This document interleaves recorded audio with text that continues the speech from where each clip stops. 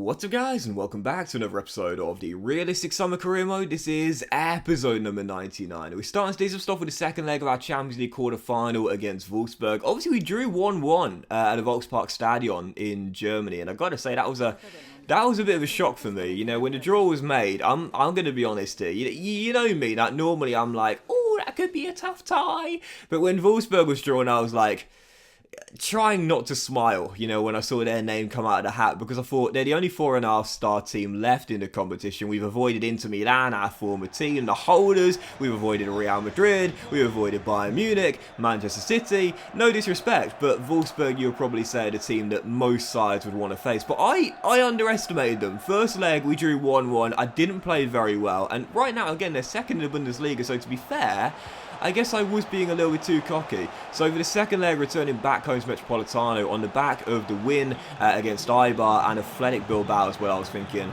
right, unlike in the first leg, let's get off to a fast start, which to be fair we did in the first leg, but also not sit on that and just continue to attack. And like in the first leg, we scored in the opening 20 minutes through Sevelos, this time not a deflected effort but a simple finish into the far corner. That's his 6th goal in the Champions League now for Eduardo, and he has been, I mean, he turned 90 overall last episode, you would have seen it. He has been, you know, unbelievable this year, man. Player of the season. So 1-0 Atletico, and 29 minutes in, yeah, unlike in the first leg, let's just say I learned my lesson. I got that early goal away in Germany and I just kind of sat back after that. I didn't really stay in attack mode, you know, and I often talk about it, like, you've got to be assertive, you know, against the AI, because trying to defend 1-goal leads is a really difficult task because of the fact that games are goal gluts, as you know, and the AI only need the one chance to score, whereas you might need 2 or 3. So you got to be more assertive and you got to keep your finger on the trigger, and that's exactly what I did in the second leg. I learnt my lesson from the first leg. Eduardo bagged his brace, 7-8 in the Champions League, and how cool was this to see?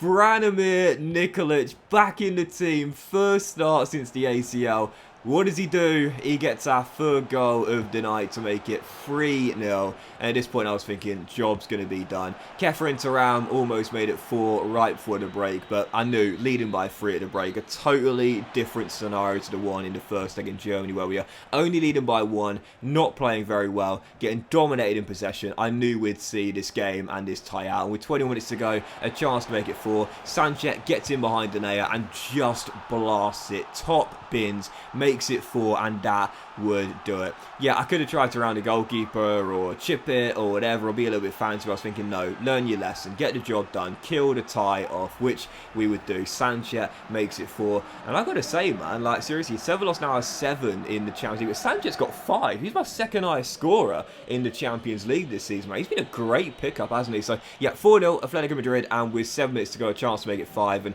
put the sword to Wolfsburg and kind of make amends after the poor first leg showing. Rivero storms down the left-hand side. He's got Cunha in the middle. He picks him out. And I'll be totally honest here, Ramiro did not really cover himself in much glory for this game here. I think he should have saved Nikolic's shot where Croatian got our 3rd goal.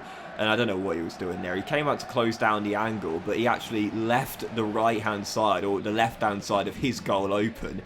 And he didn't even attempt to make a save. He just watched Cunha dink it in. Poor from Ramiro, but hey, we'll take it. 5-0, the final score, and that would do it. I was subpar in the first leg in Germany. No such problems in the second back home. So we are into the Champions League semis alongside Chelsea, the holders, our former team, Inter Milan, and Real Madrid as well. A star-studded Final Four in the Champions League, as it always is. And the semi-finals of Europe's premier competition, Atletico Madrid will be taking on. Well, you'll find out in a minute. I always get this wrong. I always forget you got a simulated day to Friday after the Europa League fixtures get played. But in the semi-finals of the Champions League, Atletico Madrid will be facing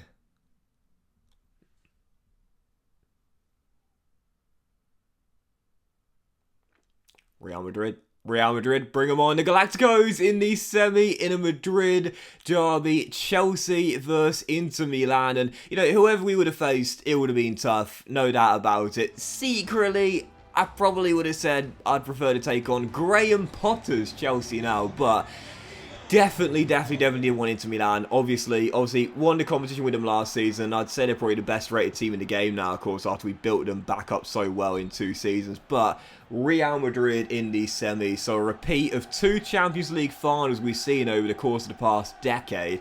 And of course, Chelsea versus Inter, that's a really cool tie, isn't it? But yes, Real Madrid in the semi-finals. First leg coming at the Metropolitano. And as we try and keep our treble dreams alive, if we're going to do it, we've got to topple Real both in La Liga and in Europe now as well. They were the finalists last year. We beat them with Inter Milan. It was a great game, to be fair, as well. Can we knock them out for the second time in a row in 2 seasons with 2 different teams? Well, for the second game of today's episode, before we get there, we've got 2 La Liga games here, 2 of the final 7 as we aim to stay top of La Liga. We've got a 7-point gap on Real Madrid, and we know now that if we win 5 of our final 7, we will be champions and taking Osasuna away from home. I saw this as a banker, but we got off to a tough start. Monchi went down early, hit the deck, and was forced off for injury, and we didn't create that many good chances. With 17 minutes to go, we were still deadlocked at 0-0. I was struggling to get clear-cut opportunities, but what a moment this was. Borja Garces comes off the bench and bangs in what could prove to be the game winner. That's his first goal of the season, and what a time to get it. Sugawara lately has been so big for me. Storms down the right, the Japanese international, rolls it across, and Garces surely scores the game winner. Or so we thought. 5.5 minutes to go. Jan Thielmann, the German, down the right side, rolls it across to Lucan Bete, the former Manchester City defender, and Osasuna level it, and it's 1-1 with 2 minutes on the clock.